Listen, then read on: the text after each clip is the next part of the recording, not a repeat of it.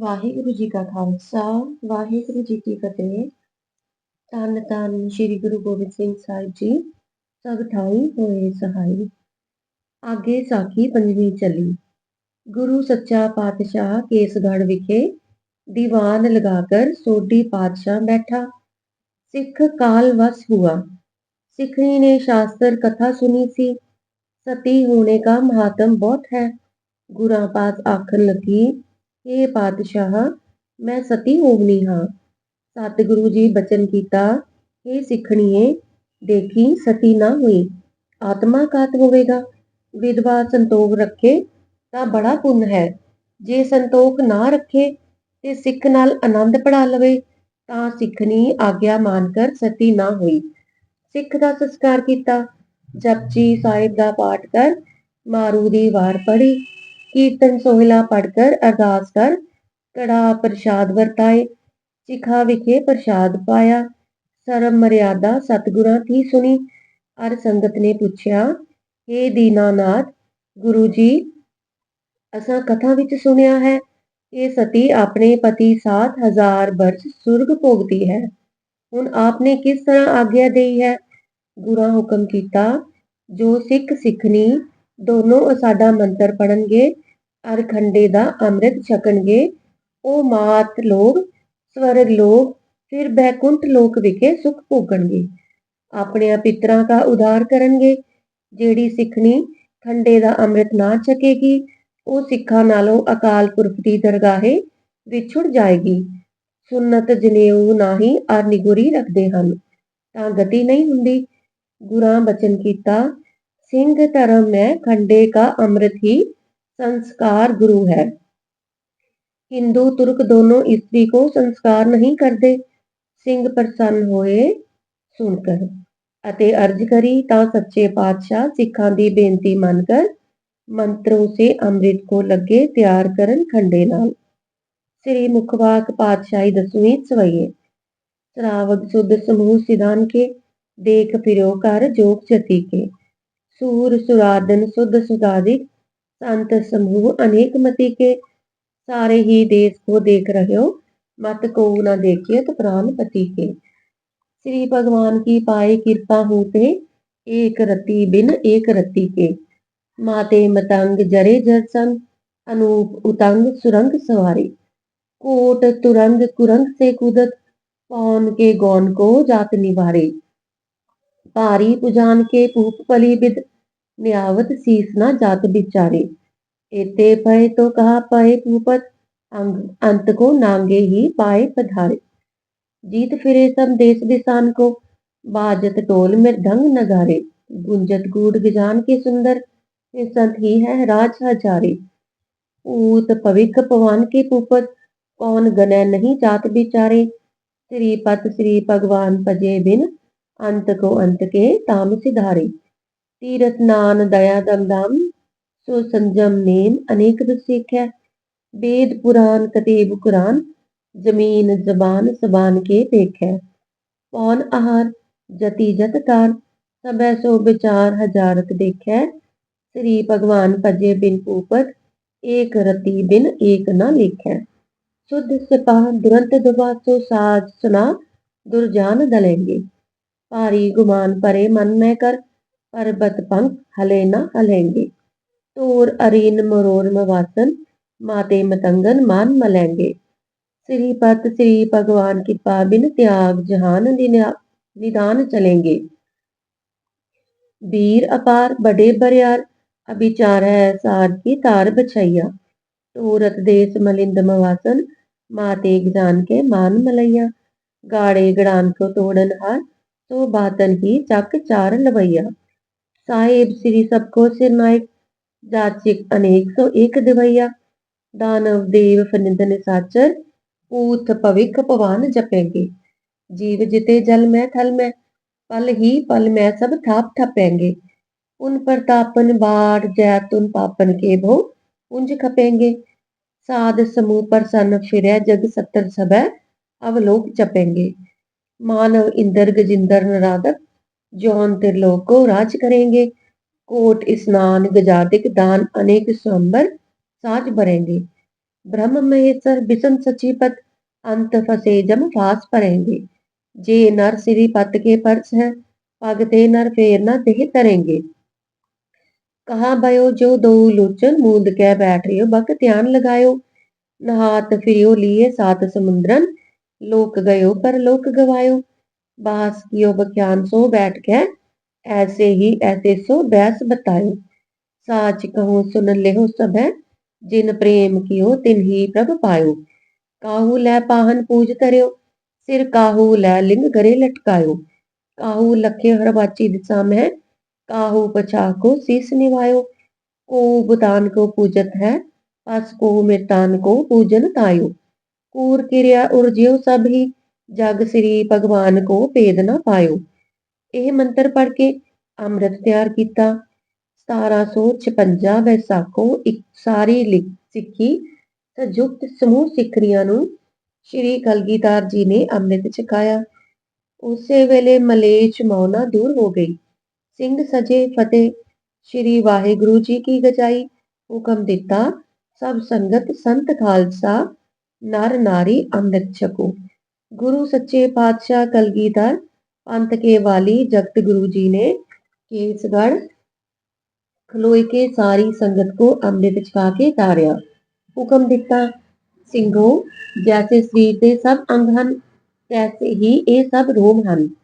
हिंदू एक बोधी रखने करके पवित्र ਹਨ और बेदी चिन्ह केसां दा है। भाई मालूम रहे जो किसी जमाने में ये सब केसाधारी सिंह से और केस अनादि हन। फिर श्री गुरु जी अरायत हस्ती हस्ती पर असवार होकर जंग की तैयारी करी। अमृत छकने से सिंह बड़े बलवान होते पर एक सिंह 1000 तुर्क में कूद पड़े, 10-50 कत्ल करे, बाकी भज जान। श्री कलगीधर जी के हजूर आकर फतेह गजावे, जीत के निशान चूले। रण में तुर्क कोई जीता जीता ना नजर आवे। होए तुर्क सभी हैरान, मारे भूख होए वैरान, होए शर्मिंदे परेशान, भागे जावे तज कुल कान। सिंगा प्यारिया ने तुर्का को माप के निर्बीज किया। सगल जगत में खालसा पंथ गाजे, जगह धर्म हिंदक तुर्क धुंध पाजै। जपो जाप एक हरे हर अकालम, हवै तब दुनिया सब छिनक में निहालम। शब्द कर नमस्कार पूरे गुरुदेव, सफल मूरत सफल जाकी सेव। अंतर जामी पुरख विधाता, आठ पैर नाम रंग राता। गुरु गोविंद गुरु गोपाल, अपने दास को राखन हार। कुंडलियां श्री गुरु जी, श्री गुरु की जीत का डंका बजा अपार। पहरे चौकी पैदलम, कोड़े ओ अस्काद, कोड़े ओ असवार आयकर फतेह बुलावे।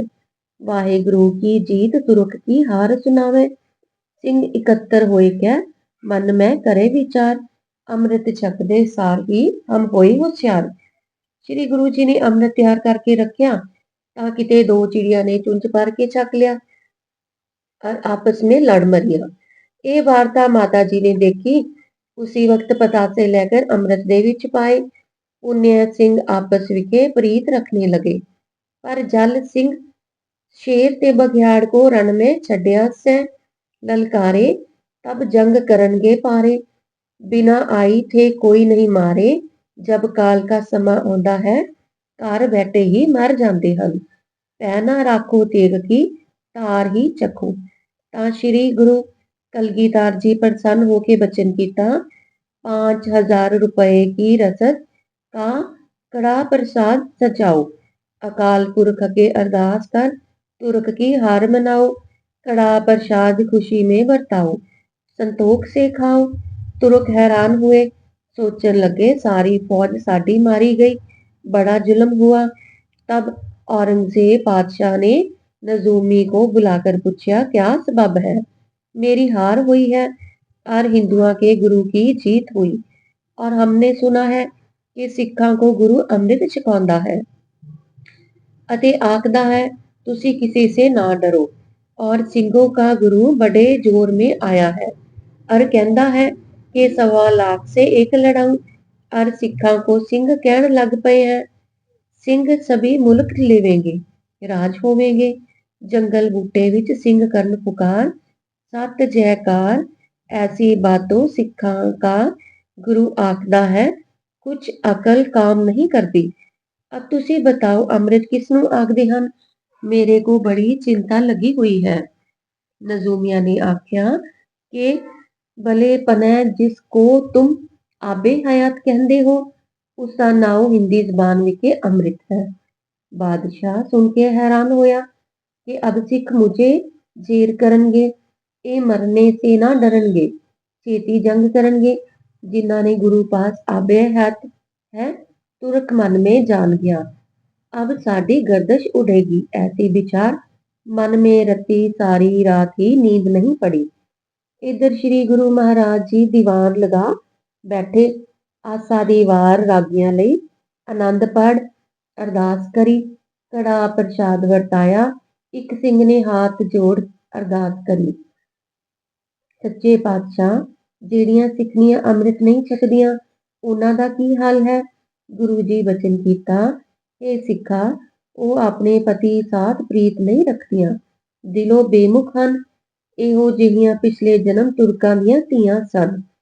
ਇਹਨਾਂ ਦੇ ਕੰਨ ਸ੍ਰੀ ਗੁਰੂ ਜੀ ਦੀ ਬਾਣੀ ਦਾ ਅਵਾਕ ਪੜਿਆ ਸੀ, ਇਸ ਕਰਕੇ ਹੁਣ ਇਹਨਾਂ ਸਿੱਖਾਂ ਦੇ ਘਰ ਜਨਮ ਲਿਆ ਹੈ।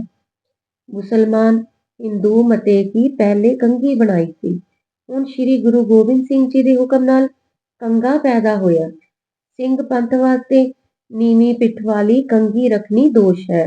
ਜਿਹੜੀਆਂ ਤੰਬਾਕੂ ਦੀ ਨਸਵਾਰ ਲੈਂਦੀਆਂ ਹਨ, ਗੋਣਾ ਪੂਜਦੀਆਂ ਹਨ, ਪ੍ਰੀਤੀ ਸਾਥ ਤੁਰਕਾਂ ਨੂੰ ਦਾਨ ਦਿੰਦੀਆਂ ਹਨ, ਇਹੋ ਜਿਹੀਆਂ ਫਿਰ ਤੁਰਕਾਂ ਦੇ ਘਰ ਜਨਮ ਲੈਣਗੀਆਂ। ਜੋ ਤੰਬਾਕੂ ਦੀ ਨਸਵਾਰ ਲਏ ਉਸਦੇ ਹੱਥੋਂ ਪੁੰਨ ਨਹੀਂ ਲੱਗਦਾ। ਆਪਣਿਆਂ ਭਰਤਿਆਂ ਨੂੰ ਵੀ ਤੁਰਕਾਂ ਦੇ ਜਨਮ ਪਾਉਣਗੀਆਂ। ਜਿਹੜੇ ਸਿੱਖਾਂ ਦੇ ਪੁੱਤਰ ਹੋਣਗੇ, सिखनी को गुरु का उपदेश दे करके ते डरा के भी अमृत खंडे का चुका देंगे। निगुरे का मुख देखना पाप है, सिंह धर्म में खंडे दा अमृत ही गुरु है। कान में वाहिगुरु नाम मंत्र सुना देना, दूरों कहने से असर नहीं हुंदा। शब्द गुर मंत्र कान में दियो, जेड़े साडे मंत्रा साथ अमृत छक के सतनाम श्री वाहिगुरु जी का उपदेश सुन के फिर किसी बैरागी जोगी सन्यासी गरीब दासी के या अथवा किसी होर दे इष्ट को पूजनगे, फिर वो दूसरी बार तनख्वाह खंडे दा अमृत छकेगा, ता उसको गुरु साहिब जी के हजूर बैठना मिलेगा, नहीं ता तुर्क की जूनी पवेगा। सिंघा पूछया, गुरु जी तुहाडे दस्तखती खंडे कित्थे रहणगे?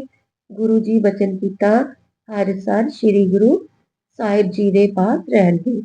हर सिंह दर्शन करके निहाल होणगे। चौपाई, गुरु साहिब जी करी सवारी, लिखी सो साखी प्रेम प्यारी, शेर मस्तका किया शिकार, श्री गुरु पूरे गोली मार, बोले प्रेम सहित श्री वाहिगुरु। होइयां भुल्लां चुकां लई माफ करना जी। वाहिगुरु जी का खालसा, वाहिगुरु जी की फतेह।